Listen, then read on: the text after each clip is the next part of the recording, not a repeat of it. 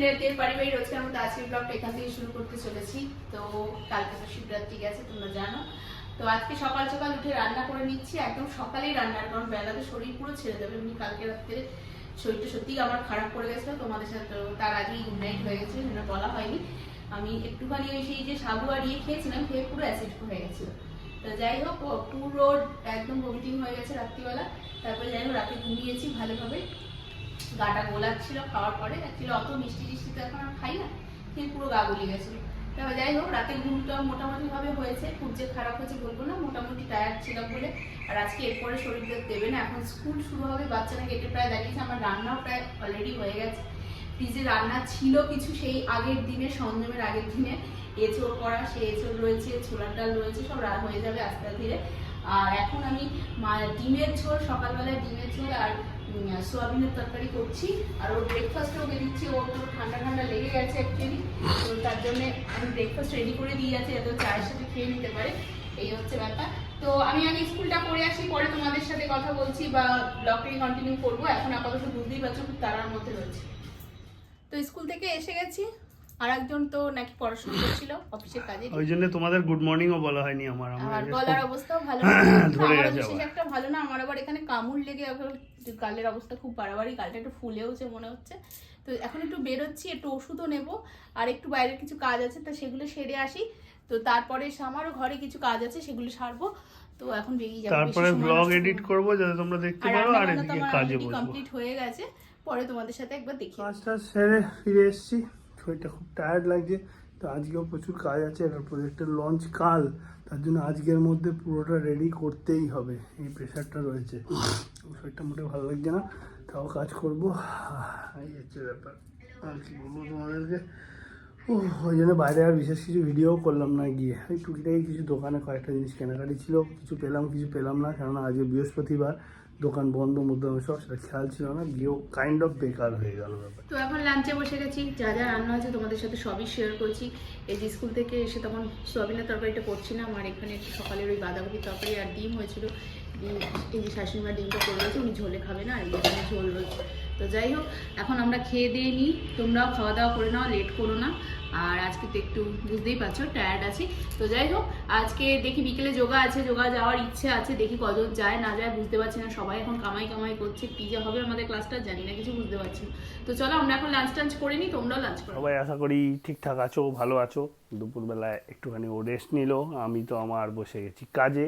ওরও এখন সময় হয়ে গেছে পড়ানোর, পড়াতে গেল, পড়িয়ে টড়িয়ে উঠে তারপর ওই যোগা গেলে একটু যোগায় ওকে দিয়ে আসবো। আমার মানে সিরিয়াসলি এই উইকটা খুব চাপের চলছে, আর কালকের মধ্যে একটা প্রজেক্ট একদম ফাইনালি লঞ্চ করতে হবে, তো সেটা নিয়ে খুব জোর কদমে কাজ চলছে। কালকে রাত্রিরে 12:30 অবধি কাজ করেছি, আজকেও দেখি রাত্রির কটা অবধি কাজ করতে হয়। মানে কালকে যখন তোমাদের ব্লগটা এন্ড করার সময় আমি বলছিলাম কাজ থেকে উঠে গেছি, তারপরে আমাকে আবার অ্যাটলিস্ট ফোন কলে বসতে হয়েছিল কাজে, মানে মেশিনে বসতে হয়নি কিন্তু ফোন কলে বসতে হয়েছিল, এতটাই ব্যস্ততা চলছে। আজকেও মনে হচ্ছে 12:30 বাজবে রাত্রির। কিছু করার নেই, কাজ করতে হবে, এখন উপায় নেই। যখন দরকার তখন তো লেবার দিতেই হবে, আর যখন দরকার নেই তখন রিল্যাক্সও করা যেতে পারে। তো আপাতত চলো আমি কাজের দিকে যাই, আর পরে ও পড়াচ্ছে, ও ওদিক থেকে কথা বলবে, বা আমি পারলে আমি শেয়ার করবো ওর পড়ানোটা। তো বন্ধুরা, এখন আমি আমার পড়ানোর ঘরে যাচ্ছি। আপনি কি মর্টিনটা জ্বেলেছেন? ইয়েস, তো আমি যাচ্ছি। যাও পড়িয়ে এসো ভালো করে। তার আগে তো আপনি অর্ডার করে দিলেন। কি অর্ডার করলাম? করলেন তো অর্ডার? একটু খিদে পাচ্ছে। হ্যাঁ, এরকম কেন করো?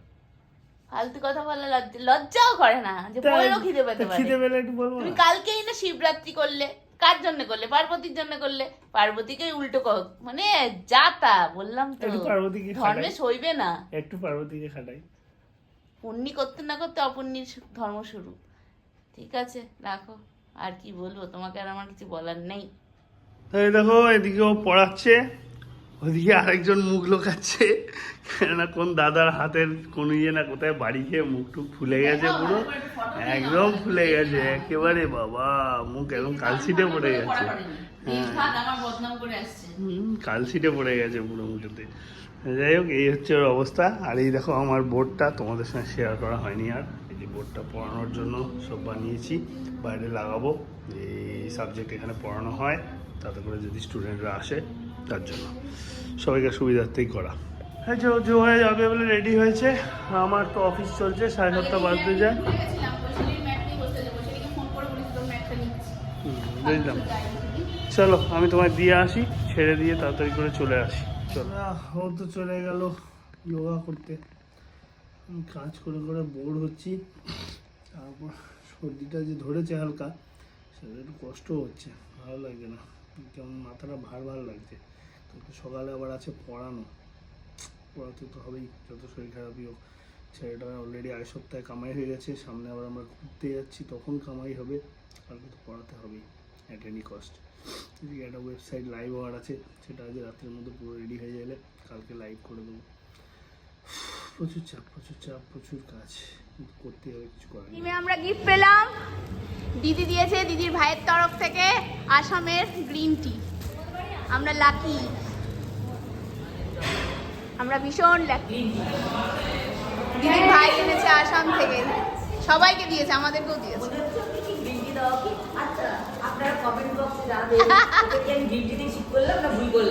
একদম কমেন্ট বক্সে। তো যোগা থেকে চলে এলাম। আজকে আমাদের যোগা ক্লাসে দুর্ভিক্ষ লেগেছিল, 4 জন মেম্বার আমরা, সেকেন্ড ব্যাচ। দিদি তো আমাদের চিনতেই পারছিল না, বললো তোমরা কোথা থেকে এসছো, কোথা থেকে এসে জুটেছো ওখানে, মানে কোন অবতার আমরা। তো যাই হোক, শেষমেশ দিদির কাছ থেকে গিফট পেয়েছি, দিদি আমাদেরকে দিয়েছে। তো একটা ফোন আসছে, ফোন কলটাকে করে নিলাম। তো দিদির ভাই এনেছে আসাম থেকে আমাদের সবার জন্য গ্রিন টি, মানে দিদি বলেছে দিদিকে দিস, তার বেশি এনেছে। দিদি আমাদের সবাইকে দিয়েছে, আমাকে দিয়েছে, অপর্ণাদিকে দিয়েছে, মৌকে দিয়েছে, বৈশালীকে দিয়েছে, মানে যারা আজকে আমরা গেছি তারাই পেয়েছে, যারা আসেনি জানি না কি হবে তাদের।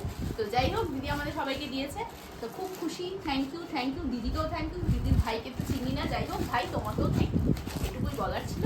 তা তোমার কেমন লাগলো বলো? ভেরি গুড, খুব ভালো হয়েছে। দেখো তাহলে গ্রিন টিও পাচ্ছি আমরা। খাবো তো ওটা আমি, তুমি খাবে না? নকশা কত গ্রিন টি খাও, ঠিক আছে, খুব ভালো কথা। তো এবার এসে গেছি, এবার ফ্রেশ ট্রেশ হয়ে নিই, ডিনারটা রেডি করতে হবে। তাড়াতাড়ি চলে এসেছি আজকে। তারপরে দিদি আজকে করেছে কম্বো সেট করে আমাদের অবস্থা টাইট করে দিয়েছে, যা মানে কি যে করিয়েছে তারা বলে না। প্রথমে তো গল্পই করলাম, তারপরে দিদি বলে গল্পই হবে আর কিছু না। আমি বললাম তাহলে পেট করাও, কারণ ঘুরতে যাচ্ছি, এখন তো ডায়েটের চুনা লেগে গেছে। একবারে ঘুরে আসার পরেই পুরোপুরি ভাবে আবার ফিল্ডে নামবো।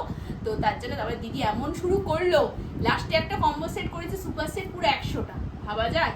তার মধ্যে জাম্পিং ট্যাক্স ছিল, হাই নি ছিল, বারপি ছিল, আর কি বলে জাম্প স্কট ছিল। এই হচ্ছে ব্যাপারটা। ওই করে লাস্টে ক্ষান্ত আরও পেটের ব্যায়াম আমরা করেছি। তা সবাই টায়ার্ড, সবাই ফিনিশ। তো যাই হোক, বাড়ি চলে এসেছি, এবার আমি ডিনার রেডি করব। তোমার কাজ কতটুকু? আমার কাজ 10:30টা অবধি কি 11টা অবধি কি 12টা অবধি হতে পারে আজকে, মানে কেন কালকে ওয়েবসাইটটার লঞ্চ আছে।